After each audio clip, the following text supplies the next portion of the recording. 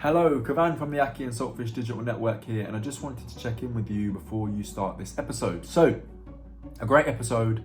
Dr Marcella Daye called me not too long ago and said she wanted me to capture her event taking place at Delapré Abbey in Northampton. It was all about women walking and their well-being, and it was called Step Together. So for me, that's the exact type of topics that I love to cover on the network. And I learned a lot on the day. I spoke to those who had taken part in the research over the last year. I'd spoken to those who were just in the audience on the day, and I'd spoken to those with an academic interest in the field. You're going to really enjoy it because I think there's something in there for everyone. And I think as well that if you've been questioning, putting yourself in an uncomfortable situation in order to grow and develop, this is going to be the catalyst you need to get that done and to keep moving ahead. A quote from the show is, do as much as you can for as long as you can. And for me, that really has stuck with me over the last few weeks as I've been sitting on this edit. Do as much as you can for as long as you can has been cycling through my mind, as well as actually smiling when you see strangers in the street. I know it sounds weird, but watch the episode, it will all make sense. So I just wanted to check in with you, give you that introduction, and encourage you to like, comment, subscribe, and share this episode because it will really help us grow. But more importantly, let me know in the comments what you learned from this episode. I'd really love to hear from you. As always, there's a little note there as well behind on the wall that says don't quit. If you're thinking about quitting, don't.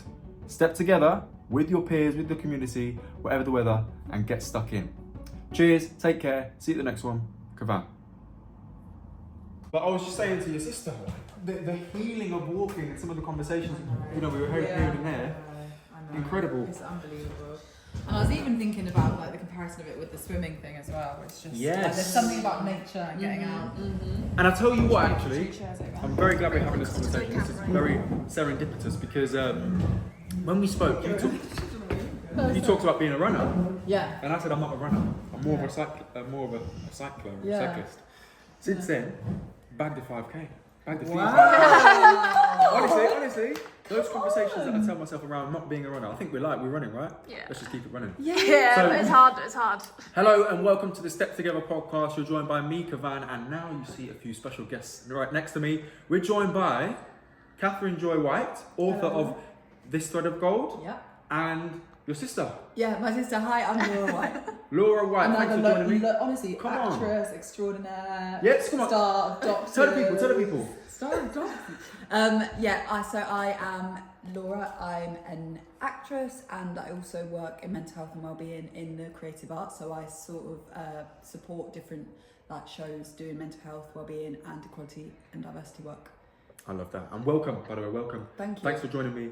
I was just saying, I don't know if we caught the start of that one there, but I was saying to Catherine, you and I had a conversation way back in October 23, and one of the passions you spoke about is your running, alongside swimming, and how it sort of gets you out the moment and just in your own mind and clearing that mind. It's a real sort of restorative process. Now, I said at the time, I'm not a runner. And am I right? You get new running shoes for every occasion. Every Christmas you get new running shoes. Yeah, Right? from my mum, who's with me here today as well, by the way. What are you on now? You on clouds? Or you I'm not on clouds yet. What are you? I've just got some Asics, but they're the ones I always get and I love them. Fire. Love Yeah, that. Are they gel Yeah, See, exactly. I'm talking this language now! I'm thinking about clouds, but I think I have to go with my dad. I think my mum would. I don't know. She might know about clouds. She might. You never know. Yeah. Did you see Sarah's? Sarah had some on cloud. Fire. They were fire. Wait, was Sarah the one who that guy's height? Oh no, I didn't actually see her. Someone else had some really nice trainers. The woman who did the athletics. Yeah. With the blue box. Yeah, they were really nice. Yeah, they were good. Sorry guys, we're getting distracted on shoes. But the point I was trying to make is conversations like this really inspire the audience. Like, I'm not a walker. Famous last words. Yes. Right? I'm not a walker. Next year. But I've been inspired today, and I wasn't a runner when I first met Catherine. But since then, I've bagged a few 5Ks, got a few miles in, and it's genuinely incredible. Now, it's not my identity yet, but I know I've got it in the tank. And that feels good. When the weather's nice, I'm a bit of a fair weather runner. It feels really good. Yeah. Today, I want to hear more about your reflections of some of the things we heard. We heard from some incredible academics, but community members as well, about getting stuck into this research being led by Dr Marcella Daye. What are your reflections, Catherine?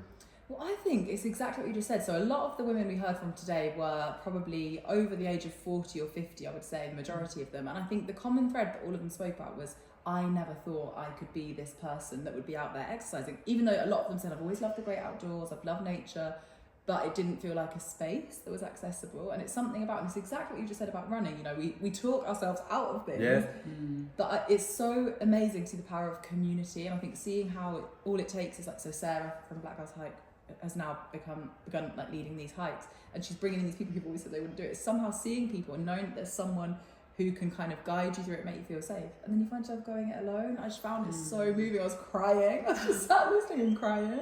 We all were. Yeah. I couldn't agree more. And you mentioned your work in the mental health space. You know, what are some of the connections that you were making there? I'm sure a lot of the stuff you were hearing was resonating with you.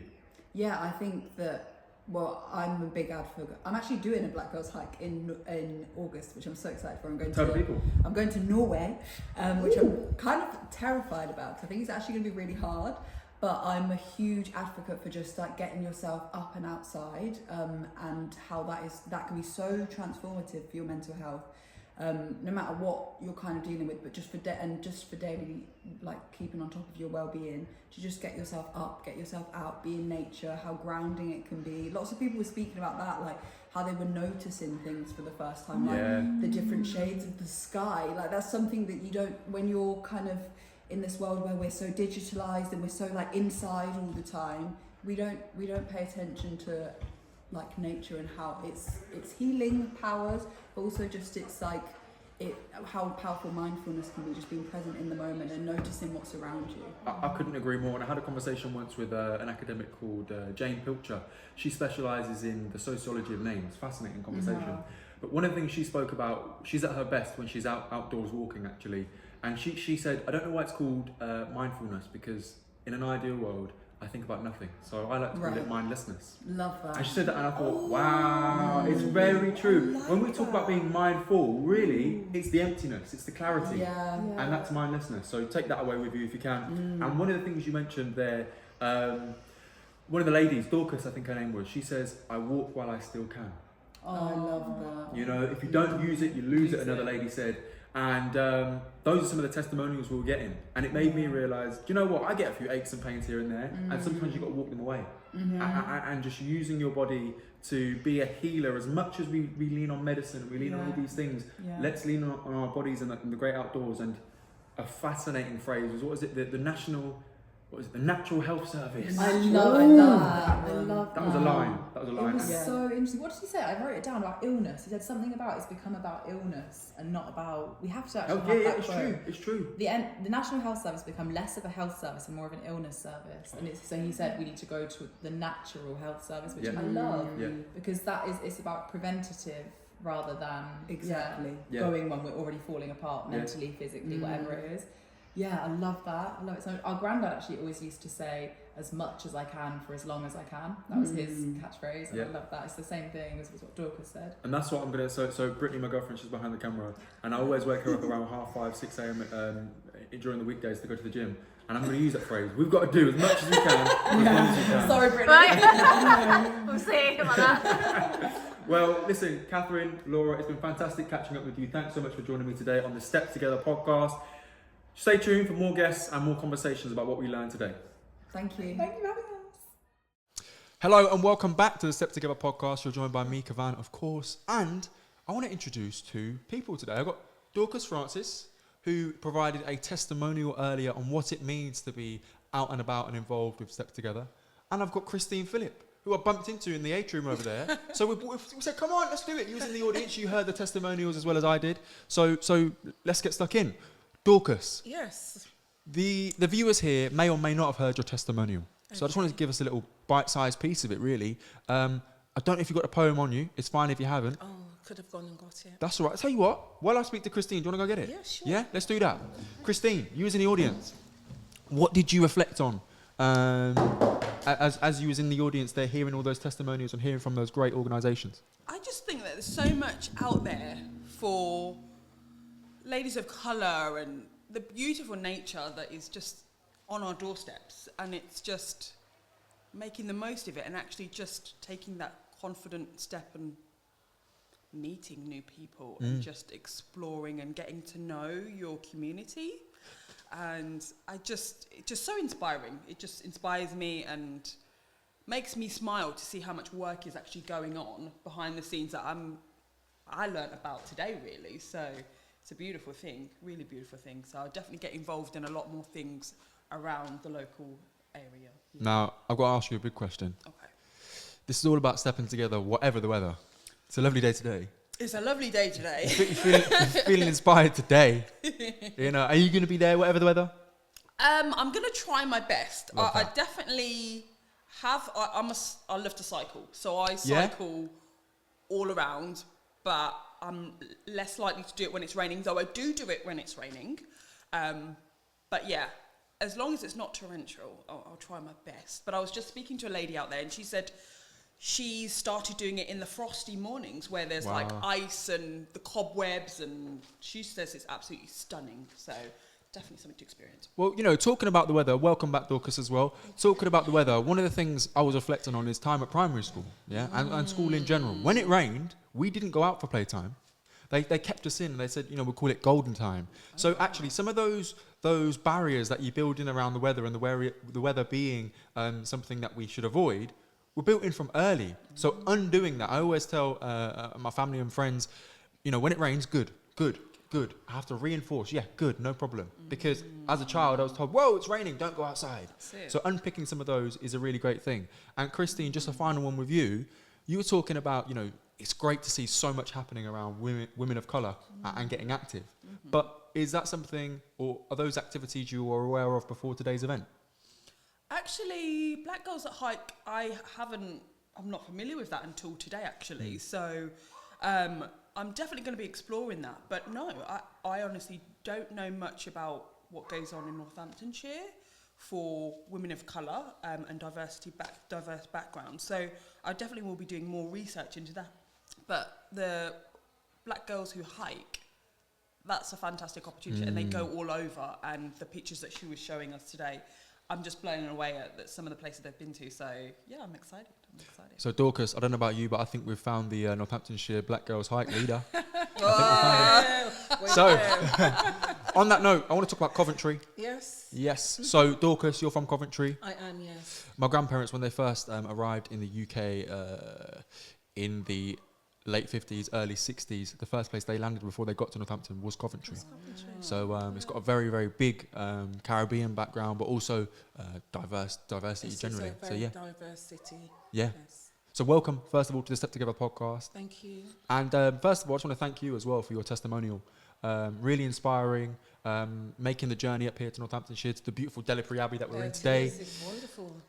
It's honestly beautiful. And one of the things you mentioned was, I walk while I still can. Yes. And, you know, you were quite different to the other people who were delivering testimonials in that you weren't anti-outdoors. You got an allotment, you love getting stuck in, but you were still able to surpass thresholds that you didn't see yourself doing. You know, Snowdon. Yes. Snowdon, listen, this is a genuinely true story. My little brother, he's 22, 21. He messaged me today saying he's got Snowdon planned for his 6 weeks holiday.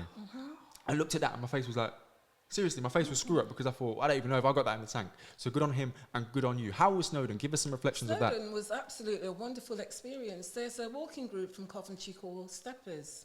And that's Asians and Black walking together. And Cheryl is the founder of that, actually.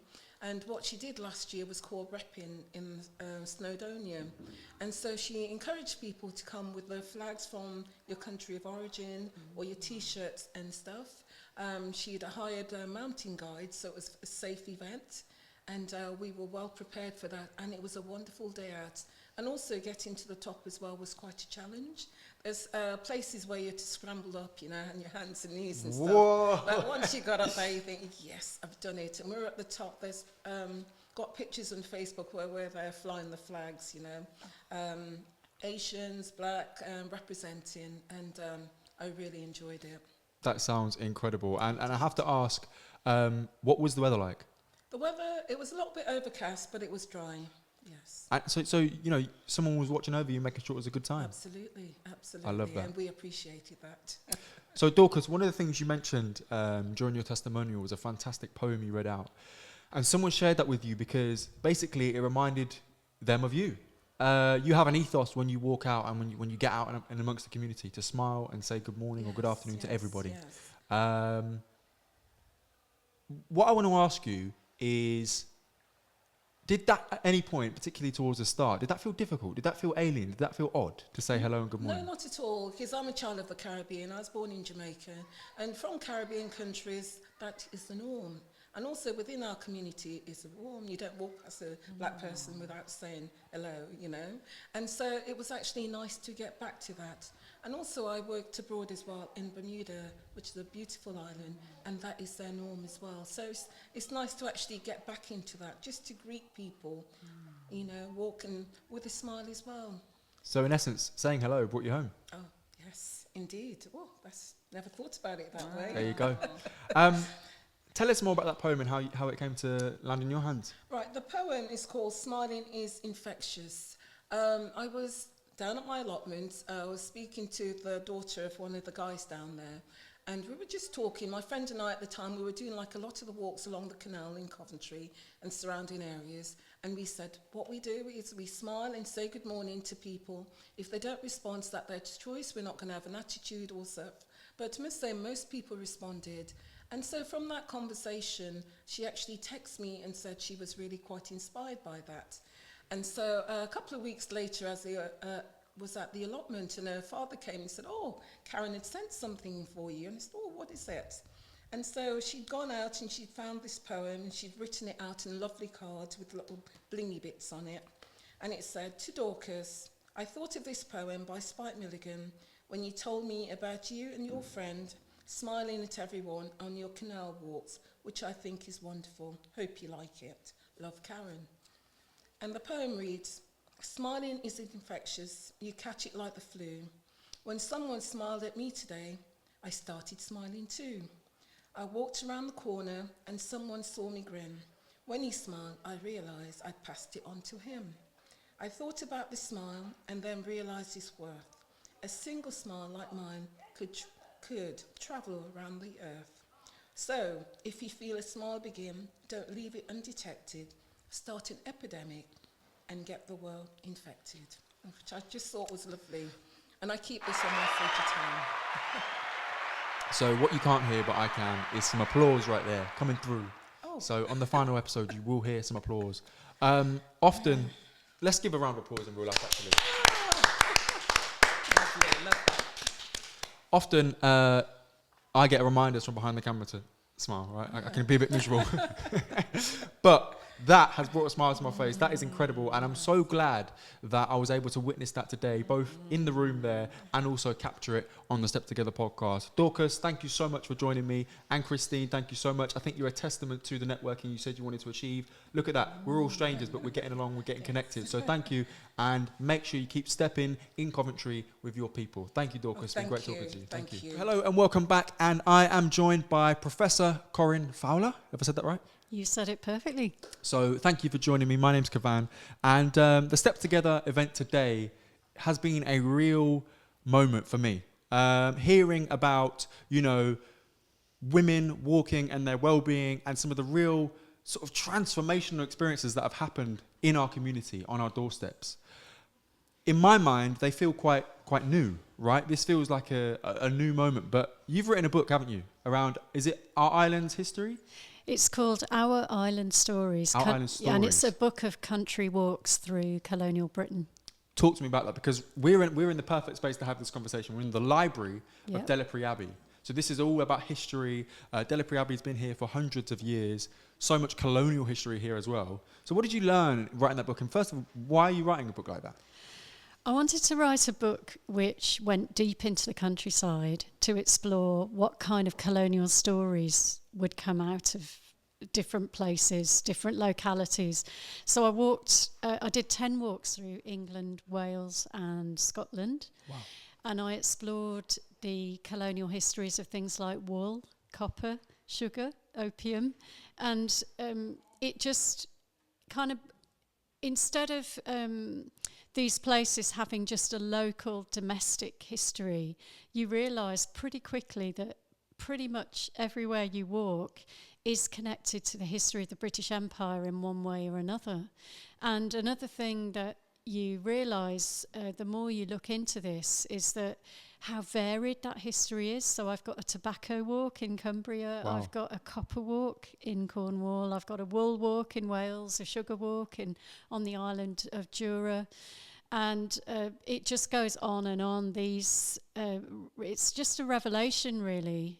And I think it's also fascinating how many of these villages and hamlets deep in the countryside were more multicultural in the 18th and 19th centuries than they are today. So it really challenges the way we think about countryside and who used to live there and who changed those places in the past.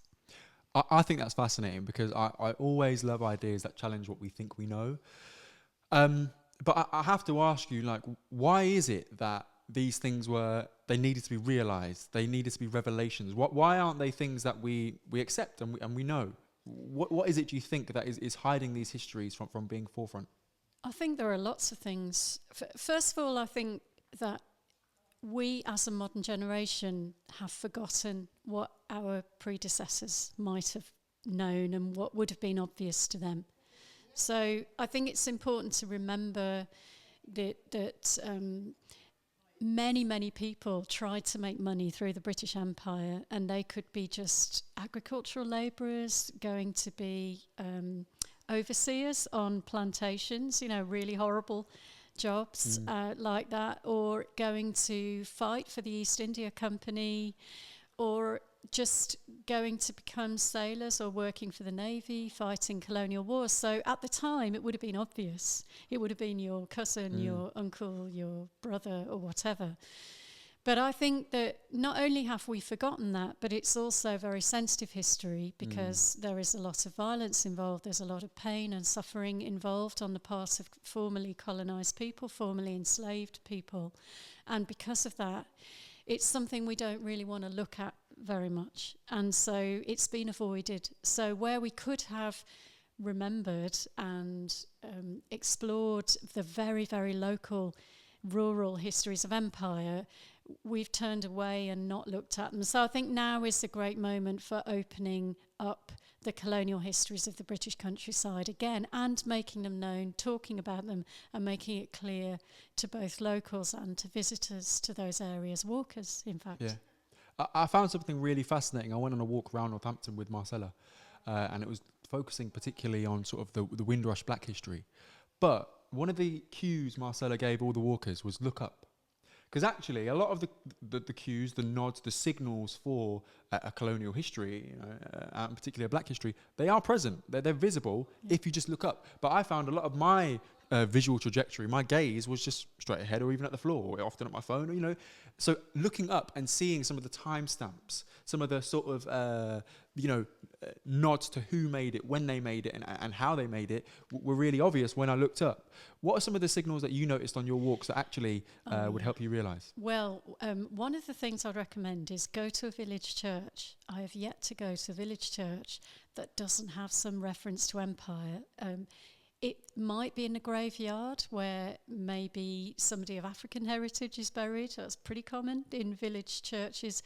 But it might also be inside the church. If you look up at the memorials, you often see that somebody died in the Anglo-Afghan War, or that they had died in India fighting in the so-called Indian Mutiny, or that they had died in the Boer War in South Africa. And this immediately gives you clues about how locals were previously involved in empire. Or, more commonly, you'll find memorials to the wealthy families who had the money to pay for the memorials, and they've got a nice section of the church cordoned off for themselves so they could sit separately from everybody else.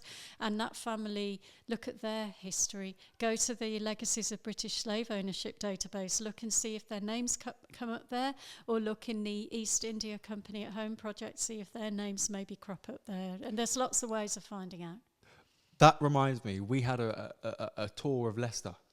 We just moved there maybe a month before, and it was October where we had the tour, and we went to a place called Wanlip. And Wanlip was owned by the Palmer family, still to this day actually. And we went to the local church in Wanlip and the cemetery. On some of the tombstones was like a dollar stamp, and we thought, and literally it signals that they're rich. And one of their their workers and pretty much their slaves who lived in the house with them had a really monumentous tombstone, and it was described to us in two parts. One, they made such a big celebration for their worker, but two, they didn't make it necessarily because they were kind. They made it because that was a status symbol. And that was really interesting to see that, the Palmer family are more associated now with being socialites in present day London. Philanthropists as well. Yeah. That rebranding of the wealth. Any other examples of how people have rebranded their wealth? Yes. So if you look around the countryside, pretty much anywhere in Britain, you're going to see hedges. And those hedges are part of the long kind of running history of the enclosure, which is when common land that people used to have access to was closed off by landowners and claimed for pasture land or so-called improvements.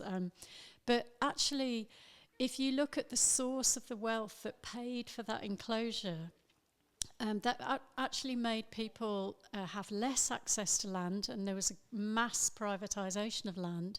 A lot of that wealth is colonial wealth, whether it's an East India Company fortune or whether it's slavery wealth. And so I think it's just looking differently at the things which have become so familiar that we almost don't notice them. And a lot of these people who had a name for philanthropy, who built the local village school, the local village hospital, what they were doing was they were trying to establish themselves as somehow long-running family with a legacy of giving, and that's a form of self-fashioning which is a deliberate attempt to distract people from the source of their wealth. It's not everywhere with every property family, but it is very common, and you will find it all over the place. And I guess what you see and what that serves to do is you get people with legitimate causes to say, but wait, this is a great thing, this is a great school. And they will reject any notion of negativity attached to that name. But of course, the great work you're doing and other historians are doing is actually unearthing the truth that is hidden by that philanthropy. So thank you so much for joining me. Thank you. Just finally, before you go, Our Island Stories has been sort of accredited and really praised by fantastic figures in the field such as David Olusoga.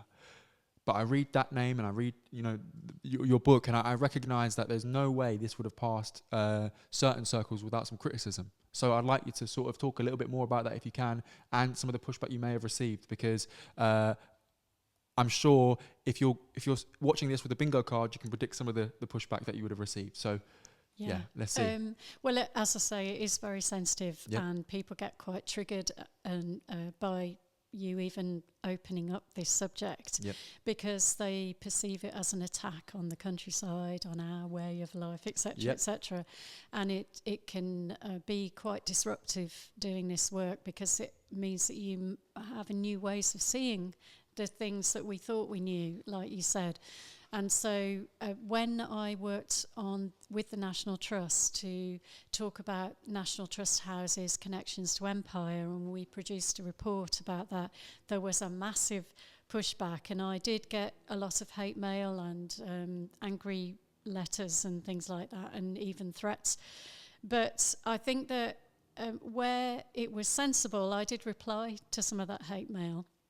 And it was absolutely fascinating that I managed to engage initially very hostile, angry people in a conversation. And I realised that culture wars are divisive and unnecessary, and that we can connect with people who don't initially agree with us by just being gentle and respectful, even when they're not respectful towards ourselves. It's a form of strength, and it's a form of making sure you don't become a victim in that situation. But I learned a lot from reaching out to people and finding out why they were upset, and therefore how to communicate in a way that reached more people and not just people who agree with me. So that's also important if you want to change stuff. Thanks for sharing that. And I think what that does is it resonates with the conversation we were having earlier with a lady called Dorcas, who provided a testimonial earlier.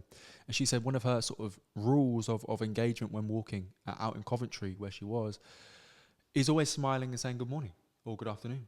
And that peaceful interaction even for those who don't smile back and don't say good morning back, is a form of her, maintaining her own standard, and often it's contagious and brings people back around. So thank you, and thanks for doing your great work. Thank you. Our Island Stories out right now in all good bookstores. Make sure you check it out. Professor Fowler, thank you very much. Thanks so take care. much. It's lovely to talk to you. You too. Hello and welcome back to the Step Together podcast. You're of course joined still by me, Kavan, and the catchphrase is whatever the weather, and it's a beautiful day today here at Delapré Abbey. I'm joined by Rachel McGrath from Northamptonshire Community Foundation.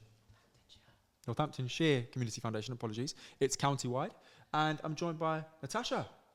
So, step together is a phrase I've been saying throughout this episode, right? And Natasha, I need to come to you first. Where did the name come from? Because this is your baby, right? The name is your baby. I guess so. Yeah. It was a collective group, we were together when we created the name. But Step Together just represents belonging, empowerment, community, and we emphasize well-being as well, and that's what the name just embodies and creates that. I think that's really powerful, and I just want to give a little nod to Dr Marcella Daye as well. Right at the beginning, I spoke about Dr Marcella Daye not being an authority that is just leading the charge and has followers, right? This is a real embedded effort from the whole community, and the name alone, really represents that. So thank you, Natasha, and great branding as well. If you're not in marketing, you should be. Rachel. Hi. How's it going? It's going very well. I've been having a really, really, really great morning. Just to say to Natasha, I'm so inspired by your creativity, but also your authentic story about your own journey into well-being, walking, and I can just see the next Nina Simone sitting by the river, penning out her songs. I love that. And look at this. This is what it's about, right? This is about community getting together, networking, and really building those bonds. So thank you for being a major part of that. You mentioned belonging earlier, and Rachel, I want to throw that word back at you, because right at the start of your conversation, you mentioned equality, diversity, and inclusion, and you had a sort of challenge to that. And you said, actually, for you, it means dignity, a sense of belonging, and justice. And I thought, that is a moment that I want to capture live on this podcast. So can you unpack that a little bit for us, please? Yes, certainly. And just to give a bit of background, I'm here today representing Northamptonshire Community Foundation, but we're actually a global movement of 2,000 community foundations. I'm on a WhatsApp group with 33 Ukrainian community foundations who at this moment are on the front line providing emergency response through grants and supporting local civilians during a conflict. But community foundations are all about place. We follow the United Nations Sustainable Development Goals, and the strapline for that is to think global but act local. And I'm coming back to your point, so I'm just meandering a little bit like a river. But I think that's so incredibly important. I think we are part of a global community, but you prove a sense of belonging by the place that you're in. And as grant makers, what we do is we are the front line for supporting and funding community groups, organisations, charities, like Delapré, who are providing projects and activities for local residents to get involved in. It's at that practical, keep it real level.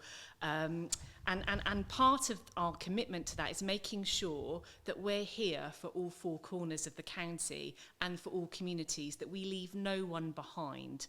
So in order to do that, you have to have a real testament to community engagement. And I welcome the journey of equity, diversity, inclusion, but I think that's quite academic, quite corporate. For me, from a community foundation, a community level perspective, I like to humanise words.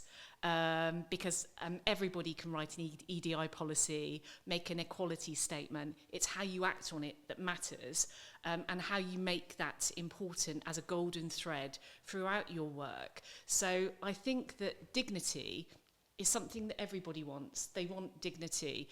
And so I feel that in our communities and our groups, the work that we should be doing should be dignity proofing services, whether that be somebody who is currently going through a financial crisis and needs to access a food bank or a community food larder. I think dignity matters so that you can tell your story in a safe space and not be judged and be welcomed. It also means recognising and valuing everybody from all walks of life. Now, that's really important. I think a sense of belonging, because I think if you feel a sense of belonging, you can then feel pride in a place. You can then feel that you have something to contribute. You can then feel empowered to make friends, to feel connected to a wider mission or purpose, whether that be through your work, whether that be through the local community, whether that be through your local school or local university. And that's just a sense of belonging, I think, is what makes everybody feel that they're not alone. That they can build networks and friends, future dreams and aspirations. I deliberately don't talk in academic terms because that doesn't relate to the lion's share of communities that we're working alongside, and I believe in accessibility in that sense. And then for me, the other point is around social justice, and that's around recognising that there is discrimination, racism, barriers for members of our community, members of our society, where that needs to be addressed. And obviously, I'm not speaking in the historical context, I'm speaking in the here and now. Yeah. We make sure that our giving is inclusive to all communities, whether people are on a low income, whether people are on the ability spectrum, whether they're younger or older. Discrimination happens to younger people, it happens to older people. Whether people feel that they're experiencing some form of racism, whether they feel that they're being excluded.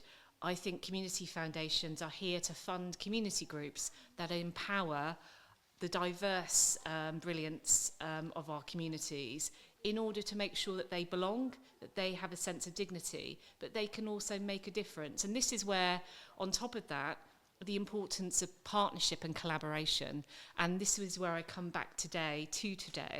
I think there's nothing more powerful when communities across all walks of life come together to step together, your beautiful there you words. Go.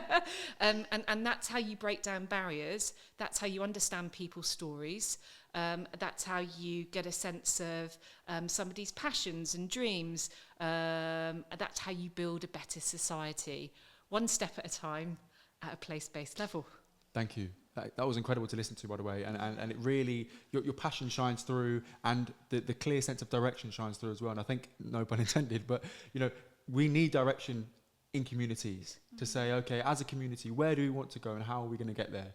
And that's what really helps communities have vitality rather than just existing. That vitality to keep moving and keep growing is really, really critical in my view. Natasha, I'd like to talk to you a little bit about intergenerational well-being, intergenerational walking, because you really gave me some inspiration when you was talking about your experiences.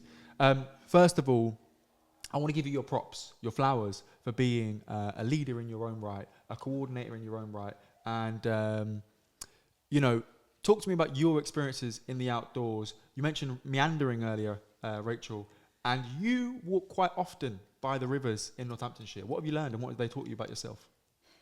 I've learned that, it's important to just get lost. I feel like sometimes we can be so caught up with everything that we're thinking about or doing and our responsibilities, but sometimes, we just need to put it to the side and just be who we are, in nature.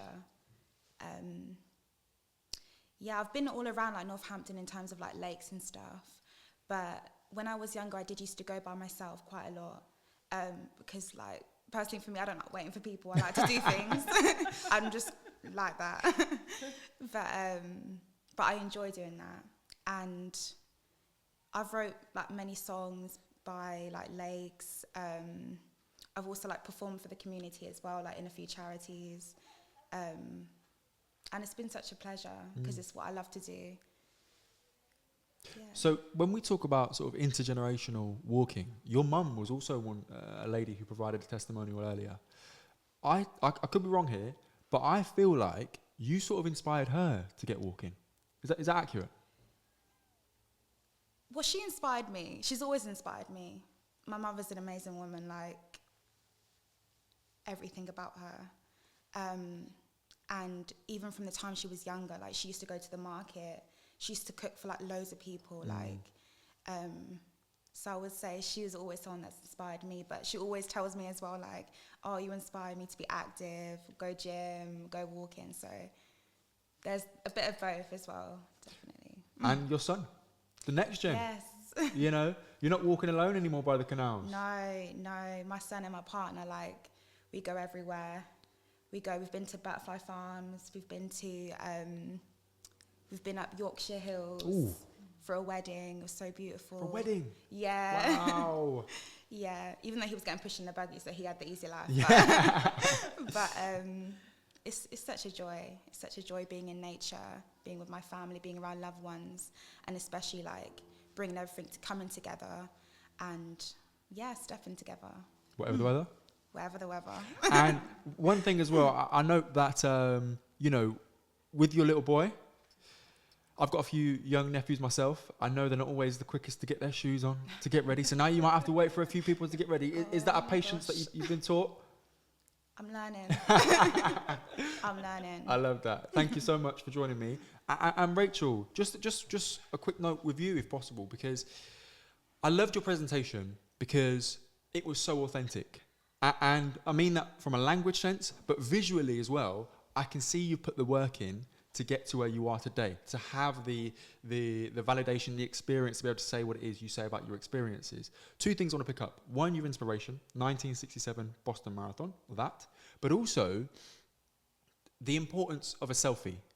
Because I feel like selfies have got a bad rap in the last 15, 20 years, or maybe 10, 15 years, right? Selfies have got a bad rap.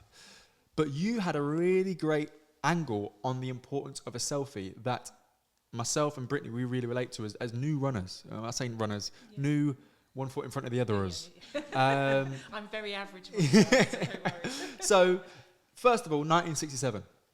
Yes, so Catherine Switzer, she illegally entered what was then a men-only marathon race. All marathons at that time in 1967 and prior had been only exclusive to men.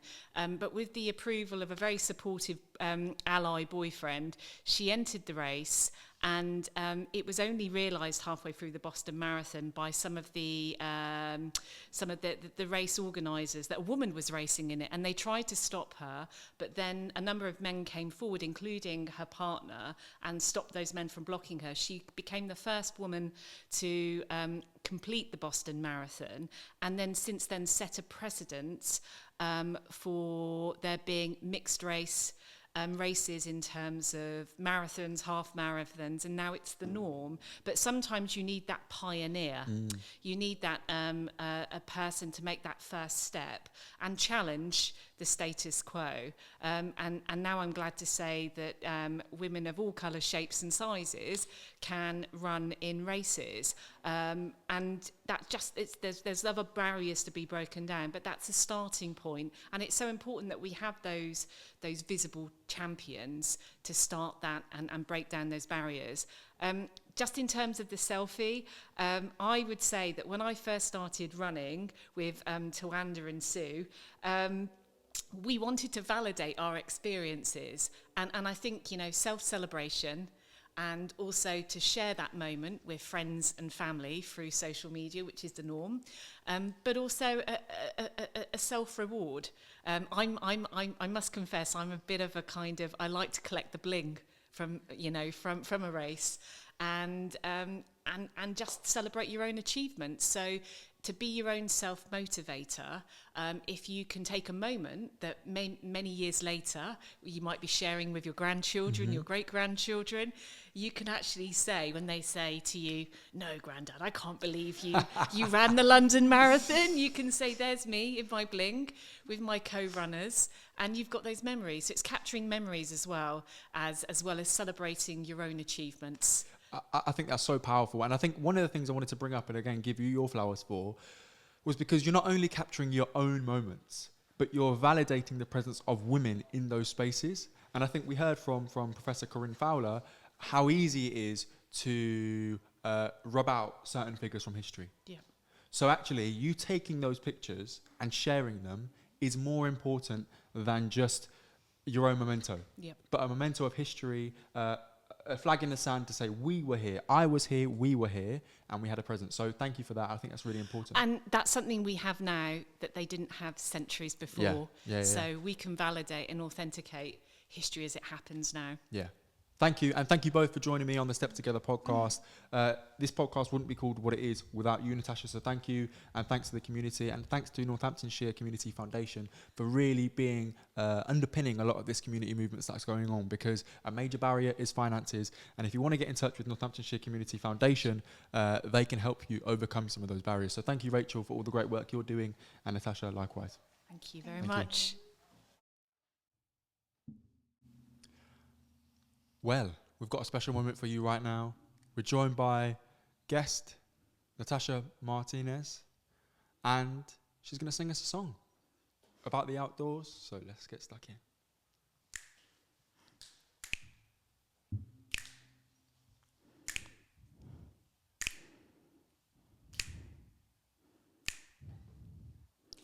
Somewhere over the rainbow, way up high, there's a land that I've heard of once in a lullaby. Somewhere over the rainbow, blue birds fly. There are trees that I heard of once in a lullaby.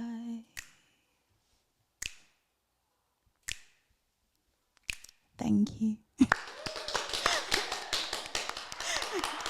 Well done, well done. I tell you what, let me give you some background on that as well. We just spoke to Natasha briefly off air and heard that she's a musician. And we said, you know what? Get a song live here and now. And what a room of encouragement. What a room of creativity. Thank you for bringing that energy, Natasha. I really appreciate it. Okay. And best of luck. Where can people find you? If they want to get more into your music, where can they find you? You can find me on YouTube, which is Latasha Martinez, or my Instagram as well, which is Latasha Martinez, Forever Green Photography. There we go. For Evergreen Photography in the Delapré Abbey Library. Thank you so much, Natasha. Thank you. Take care. Hello and welcome back, of course, to the Step Together podcast. You're joined still by me, Kavan, but I have to give a massive round of applause to the lady today, Dr. Marcella Daye. Yeah, thank you. Honestly, And thanks to you too. no, listen, honestly, it's been incredible. It's been such an honor to be able to be a part of and capture today forever. Yeah. And I think one thing I want to do is straight away give you your props for bringing together such, an inspiring room, predominantly of women who have gone on a journey with you. I think you've got some untapped talent that I want to bring to the surface right away. I don't know if you know this, but Uber has recently ventured into Northampton.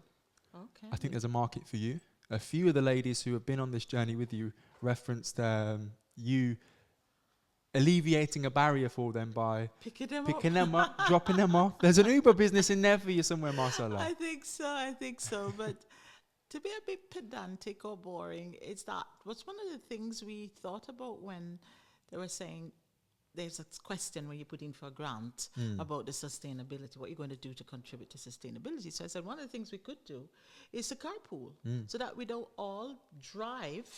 And to a point, there's a bit of that. So we have myself picking up some people, and I think those were the ones who are more vocal. But there are other people who are picking up others as well. So that's good because at least it helps me because I'll be honest, got up one walk in February, didn't want to leave the house. I didn't want to come out of my bed, much less to go walk. But I knew there were some women waiting on me to pick up. So I couldn't shirk that responsibility. So to be honest, it helps me as well to be consistent and it helps me to be accountable. Yeah. I want to talk to you a little bit about the academic side of this. Yes. Because today's presentation and today's podcast, has captured so much of the authentic stories, Yes. the feelings, the sentiments, the meanings behind people who have taken part in this. What's the bridge between those stories and the academy? Yeah, I think increasingly the academy is beginning to realize that sometimes we have numbers, we have stats, we have statistics and data that tells us things. And we can look at the data and do some analysis, but often it doesn't explain why. It doesn't explain context. And so there is, I would say, more of a turn now in academia to find ways to value and appreciate the lived experiences of people, because that's where the power is. So that when we think about policy is not done in a vacuum based on numbers or statistics. It's based on what people feel, what people prioritize, and that can be very helpful. Sometimes, there's this kind of thinking that if we leave it all up to what people feel is important, they're not the experts, so they don't know. But the importance, or I think the real merit of expertise, is understanding how people see their world and their perspectives.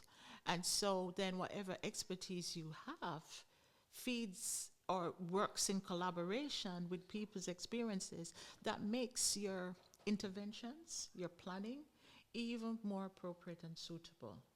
So you don't tend to, that's the thing about research, we tend to want to sit outside and look at the object and take it apart and examine it. And sometimes that doesn't always give us the fullest picture.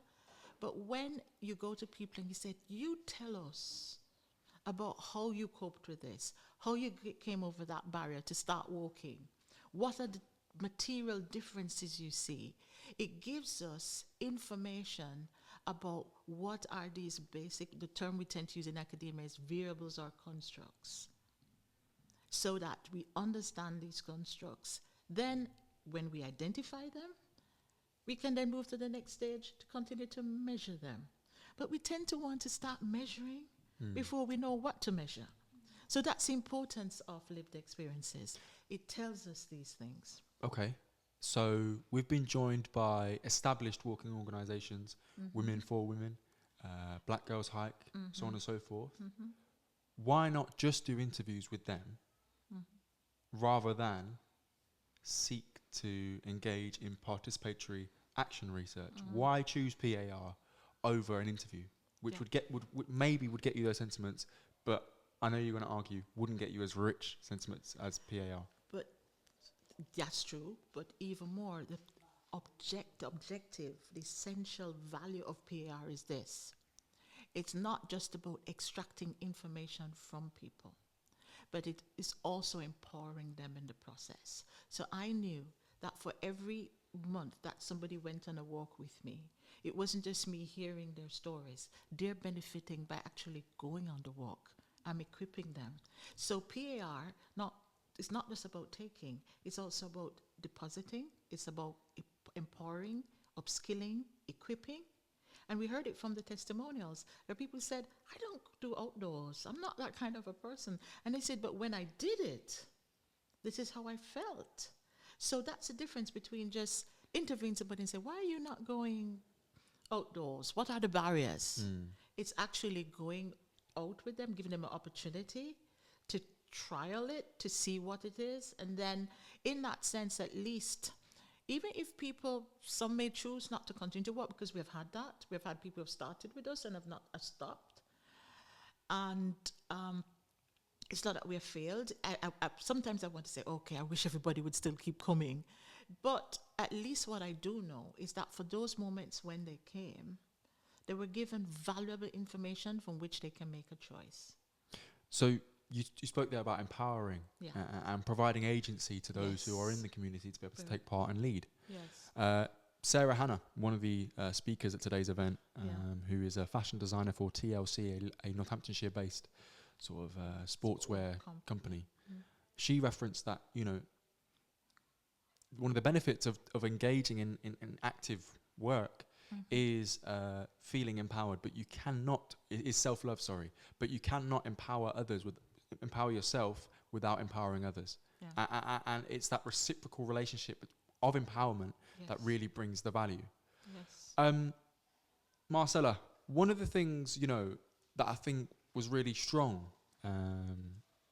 from today was, like you said, that sense of, I can't do that. It's not for me. There's almost a glass ceiling there, particularly for women of colour. Yeah. And may I add, women of a certain age, it seems. As well, yes. So why is it, do you think, that some of those barriers exist? Well, there are several reasons for them, because there have been sometimes traditional stereotypes about what people of color do or what they don't do. And people always reference the fact that you go to the countryside, you look for working, you know, you play the game, spot the black man, spot the black woman, spot the Asian woman, you know, because we're so rare in the outdoors. So there are some traditional barriers within communities that sometimes tend to just remain.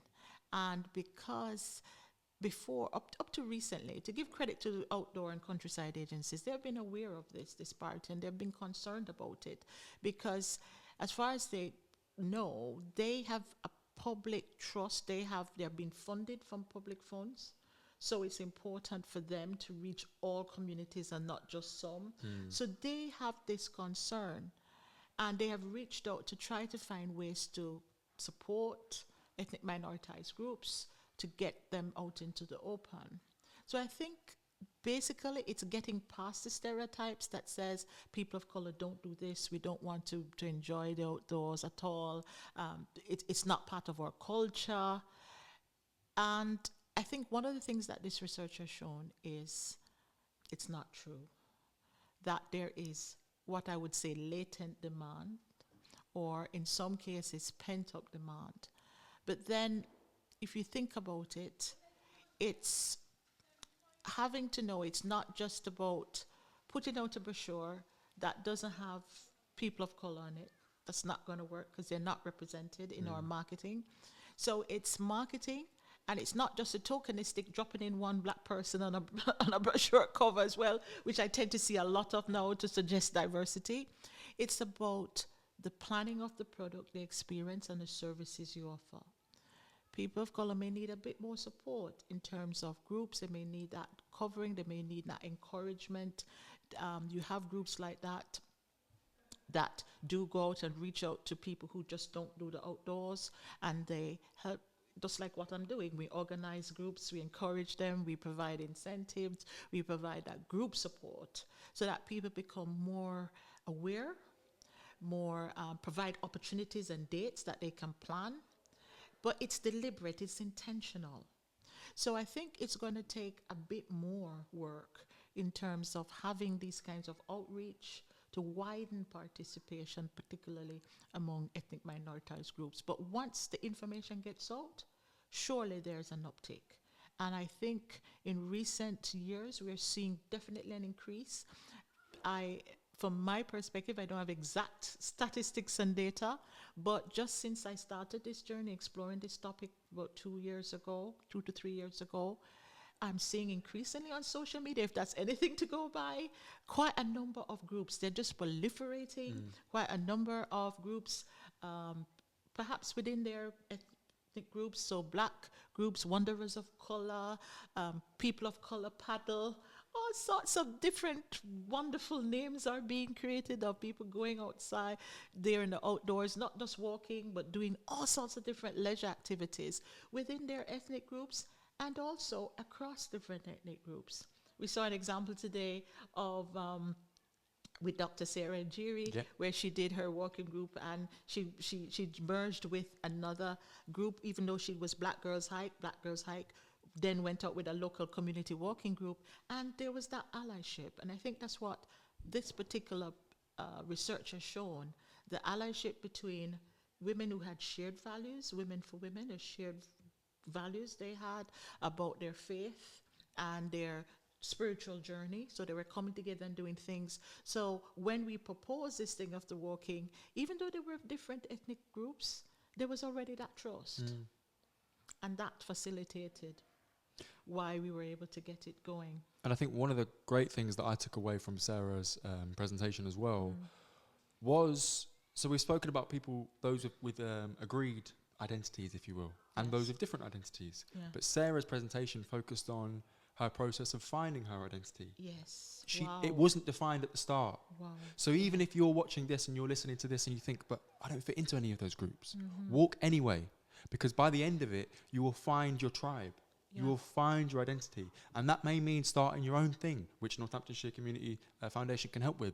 Or it may mean finding one that is more affiliated with you. Yeah. You know, there's so many possibilities with the work that you're doing. And I've realised that today through being an audience member. So thank you for the opportunity. Thank you. While I have the privilege of being here and being on camera and having this mic and the power, let me say to you, I've known you across many different forums over the years now. And I just want to say I'm very, very proud of you for being a leader, for being a genuine mobiliser, for putting your car on the line, the petrol on the line, all those things. But genuinely, as a leader, as a mobiliser, and as an inspiration, you're doing a lot for this community. Thank you so much. May I be the authority that calls you a honorary Northamptonian indeed for all the work you're doing in this community. Thank you. Thank you so much, Calvin, and thank you for your support today. Hey, anytime. Calvin, the man. Thank you, I appreciate it. If you want to hear more of Marcella and I's chats, the akhi&saltfish Digital Network is where you need to be, because we've got an archive of now 2 or 3 conversations on there, all about Marcella's research, but also Catherine Joy White, who you saw earlier. We spoke to her too. It was a great conversation. Final things from me. 2 final things before we close off this. Number 1, what are the next steps for this project? Well, I did try to float one today. Not sure if it went down so well, but it's a part of a research I'm doing, where I'm seeing where some of the earliest incentives for women going out to walk, particularly in this country, mainly white women and so on, it was all around walking, and then they would journal. And many of them, such as famous writers such as Virginia Woolf, who wrote To the Lighthouse, many of her inspiration, she was an urban walker, so she walked in London and round, and she got most of her inspiration to write after walking. And for that was a creative process. And increasingly in leisure studies, we're talking more and more about the importance of not just writing, but art, creativity as a way of relaxation. So it is incorporated with this whole notion of leisure. So you walk and then you come and you reflect. You reflect on your journal. You know, people do your journaling. And some people do poetry. They write lyrics. For me, perhaps as an academic, I can sketch out what's my next research design, because writing is immortalizing, and there's something about us as humans that we want to leave something in print beyond our own mortality. You know what I'm saying? It's an artifact of who we are. We're saying, I was here, you know? So for me, it's another level, because there are some people who may respond to that kind of, it's not that we're getting rid of well-being. Well-being is perhaps expressed in our writings, well-being of the mind. And it's, as I said to you, the words I used in my own presentation, it's about flourishing as well. So it's, and I guess if we think about Maslow and that hierarchy, it's about self-actualization at the top. So I think it's part of it, and that's one of the ways we do that. It's by our expressions or literary expressions. So I'm thinking about that as a next step if we're going forward. I think that's the right place to be. And just again, a nod to Marcella there. Marcella, you actually bought me a journal about a year ago. Do you remember? Yes, remember? yeah. So I know you're invested in that and you pay it forward. Okay, final question from me. History. We've heard a lot on today's podcast about history and what it means and leaving your mark in history. And I think one of the best ways that archaeologists can prove what was here before us is by uncovering footsteps, you know, brushing them away with the little paintbrush thing. So when people look back in history and they see the footsteps of this project, of Step Together, whatever the weather, when they brush away all the dust and they find the mark of this project, what do you want it to say? I wanted to say that it was, what I say, the green shoots of a project that wanted to be bold in grappling with the wicked problem of race health inequalities. The fact that so many of our women are not going out as we should, and that there's a disproportionality in terms of their participation, speaks to issues of gender and also race, that intersectionality which has so bedeviled women of color in our communities. So if there's anything I'd want Step Together to be remembered for, and any imprint on the soil or on the earth, for me would be, here was the green shoots of a project that says we're going to tackle, we are dealing with this, so that whoever finds it years to come will say, yeah, that was an issue then, but it's not so now. Thanks for painting that picture so well. And Marcella, thank you. And everyone watching, thank you so much. Any details you need to get in touch with Marcella or find out more about the project will be below in the description wherever you're listening or watching this. So please do check them out. I've been Kavan. This has been an incredible conversation with a bunch of people all about today's amazing event in Delapré Abbey. Marcella, thank you. Thank And you. for you, thank you. Take care. Bye-bye.